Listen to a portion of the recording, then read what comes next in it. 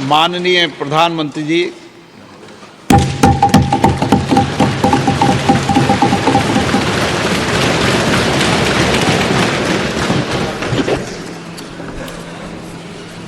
आदरणीय अध्यक्ष महोदय, ये सदन का सौभाग्य है कि आप दूसरी बार इस आसन पर विराजमान हो रहे हैं। आपको और इस पूरे सदन को मेरी तरफ से मैं बहुत बहुत बधाई देता हूं।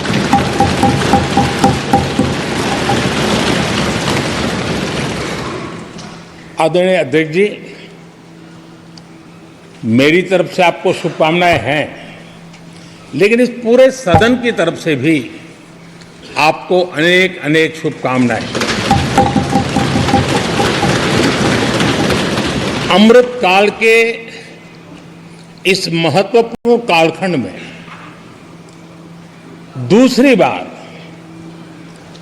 इस पद पर विराजमान होना बहुत बड़ा दायित्व आपको मिला है और आपका 5 वर्ष का अनुभव और आपके साथ हम लोगों का 5 साल का अनुभव, हम सबका विश्वास है कि आप आने वाले 5 साल हम सबका मार्गदर्शन भी करेंगे और देश की आशा अपेक्षाएं पूर्ण करने के लिए ये सदन अपना दायित्व निभाने में आपकी बहुत बड़ी भूमिका रहेगी। आदरणीय अध्यक्ष जी, हमारे शास्त्रों में कहा गया है कि विनम्र और व्यवहार कुशल व्यक्ति सफल सहज रूप से होता है और आपको तो उसके साथ साथ एक मीठी मीठी मुस्कान भी मिली हुई है। आपके चेहरे को ये मीठी मीठी मुस्कान पूरे सदन को भी प्रसन्न रखती है। मुझे विश्वास है आप हर कदम पर नए प्रतिमान, नए कीर्तिमान गढ़ते आए हैं। 18वीं लोकसभा में स्पीकर का कार्यभार दूसरी बार संभालना ये अपने आप में एक बड़ा नया रिकॉर्ड बनते हम देख रहे हैं। श्री बलराम जाखड़ जी वो पहले ऐसे अध्यक्ष थे जिन्होंने 5 साल कार्यकाल पूरा करके फिर दोबारा उनको स्पीकर बनने का अवसर मिला था। उसके बाद आप हैं जिन्हें 5 साल पूर्ण करने के बाद दोबारा इस पद पर आसीन होने का अवसर मिला। गत 20 साल का एक ऐसा कालखंड रहा है कि ज्यादातर स्पीकर या तो उसके बाद चुनाव नहीं लड़े हैं या तो जीत करके नहीं आए हैं। आप समझ सकते हैं कि स्पीकर का काम कितना कठिन है कि उसके लिए दोबारा जीतना मुश्किल हो जाता है, लेकिन आप जीत करके आए हैं, इसके लिए एक नया इतिहास आपने गढ़ा। आदरणीय अध्यक्ष जी, इस सदन में ज्यादातर हमारे सभी माननीय सांसद आपसे परिचित हैं, आपके जीवन से भी परिचित हैं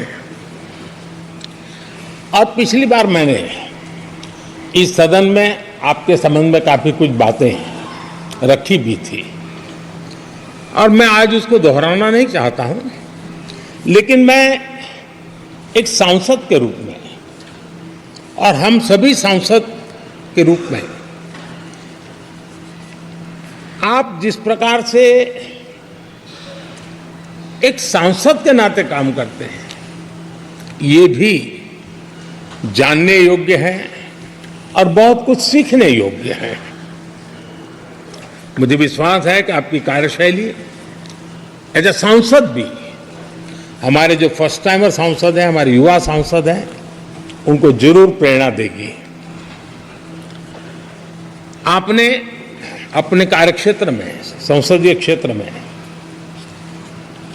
स्वस्थ मां और स्वस्थ शिशु एक कमिटमेंट के साथ जो अभियान चलाया है और सुपोषित मां, इस अभियान को आपने जिस प्रकार से अपने क्षेत्र में प्राथमिकता देकर के खुद को इन्वॉल्व करके किया है, वो वाकई प्रेरक है। आपने कोटा के ग्रामीण क्षेत्रों में हॉस्पिटल ऑन व्हील्स, ये भी एक मानव सेवा का उत्तम काम, जो राजनीतिक कामों के सिवाय करने वाले कामों में आपने चुना है, वो भी अपने आप में गांव-गांव लोगों को स्वास्थ्य सेवाएं पहुंचाने में मदद कर रहा है। आप नियमित रूप से गरीबों को कपड़े, कंबल, मौसम के अनुसार छाता की जरूरत है छाता, जूते, ऐसी अनेक सुविधाएं समाज के आखिरी तबके के जो लोग हैं उनको खोज करके पहुंचाते हैं। खेलों में प्रोत्साहन देना आपके क्षेत्र के युवकों में, यह आपने एक प्राथमिकता के रूप से काम उठाया है। आपके पिछले कार्यकाल में 17वीं लोकसभा में मैं कहता हूं कि संसदीय इतिहास का वो स्वर्णिम कालखंड रहा है। आपकी अध्यक्षता में संसद में जो ऐतिहासिक निर्णय हुए हैं, आपकी अध्यक्षता में सदन के माध्यम से जो सुधार हुए हैं, ये अपने आप में एक सदन की भी और आपकी भी विरासत है। और भविष्य में 70वीं लोकसभा के संबंध में जब विश्लेषण होंगे, उसके विषय में लिखा जाएगा, तो भारत के भविष्य को नई दिशा देने में आपकी अध्यक्षता वाली 70वीं लोकसभा की बहुत बड़ी भूमिका रही है। आदरणीय अध्यक्ष जी, 17वीं लोकसभा में नारी शक्ति वंदन अधिनियम 2023, जम्मू कश्मीर पुनर्गठन विधेयक, भारतीय न्याय संहिता, भारतीय साक्ष्य बिल, भारतीय नागरिक सुरक्षा संहिता, सामाजिक सुरक्षा संहिता, digital personal data protection bill, मुस्लिम महिला विवाह अधिकार संरक्षण विधेयक, transgender persons protection of rights bill, consumer protection bill, direct tax, Vivad se विश्वास विधेयक, सामाजिक, आर्थिक और राष्ट्रीय महत्व के ऐसे कितने ही महत्वपूर्ण ऐतिहासिक कानून 17वीं लोकसभा में आपकी अध्यक्षता के अंदर इस सदन ने पारित किए हैं और देश के लिए एक मजबूत नींव बनाई है। जो कार्य आजादी के 70 साल में नहीं हुए, आपकी अध्यक्षता में इस सदन ने इसको करके दिखाया। आदरणीय अध्यक्ष जी, लोकतंत्र की लंबी यात्रा में कई पड़ाव आते हैं।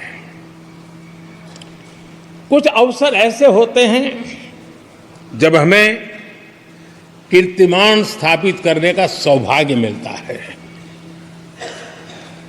17वीं लोकसभा में उपलब्धियां, मुझे पूरा विश्वास है देश आज भी और भविष्य में उसका गौरव करेगा। आज देश अपनी आकांक्षाओं की पूर्ति के लिए भारत को आधुनिक बनाने की दिशा में जब हर तरह से प्रयास हो रहे हैं, मैं मानता हूं कि ये नया संसद भवन भी अमृतकाल के भविष्य को लिखने का काम करेगा और वो भी आपकी अध्यक्षता में। नए संसद भवन में हम सबका प्रवेश आपकी ही अध्यक्षता में हुआ और आपने संसदीय कार्यप्रणाली को प्रभावी और जिम्मेदार बनाने का कई महत्वपूर्ण फैसले लिए हैं और इसलिए लोकतंत्र को मजबूती देने में मदद मिली है। लोकसभा में हम पेपरलेस डिजिटल व्यवस्था से आज काम कर रहे हैं। पहली बार आपने सभी माननीय सांसदों को ब्रीफिंग के लिए एक व्यवस्था खड़ी की। इससे सभी माननीय सांसदों को भी आवश्यक रेफरेंस मटेरियल मिला। उसके कारण सदन की चर्चा अधिक पुष्ट हुई और ये आपका एक अच्छा इनिशिएटिव था जिसने सांसदों में भी विश्वास पैदा किया। हाँ, मैं भी कुछ कह सकता हूं, मैं भी अपने तर्क दे सकता हूं, तो एक आपने अच्छी व्यवस्था को विकसित किया है। आदरणीय अध्यक्ष जी, G20 भारत की सफलता के एक महत्वपूर्ण पृष्ठ है, लेकिन बहुत कम चर्चा हुई है, वो है P20 और आपके नेतृत्व में G20 देशों के जो पीठासीन अधिकारी हैं, स्पीकर्स हैं, उनका सम्मेलन आपकी अध्यक्षता में हुआ और अब तक P20 के जितने सम्मेलन हुए उसमें ये ऐसा अवसर था कि दुनिया के सर्वाधिक देश आपके निमंत्रण पर भारत आए और बहुत ही उत्तम प्रकार के निर्णय उस समिट में हुए और उसने विश्व में भारत की लोकतंत्र की जो प्रतिष्ठा है उसको गौरव देने में बहुत बड़ा रोल अदा किया है। आदरणीय अध्यक्ष जी, ये हमारा भवन ये सिर्फ 4 दीवारें नहीं है। हमारा ये संसद 140 करोड़ देशवासियों की आशा का केंद्र है।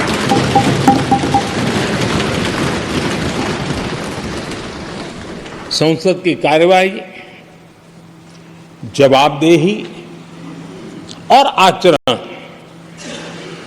हमारे देशवासियों के मन में लोकतंत्र के प्रति जो उनकी निष्ठा है उसको और अधिक मजबूत बनाता है।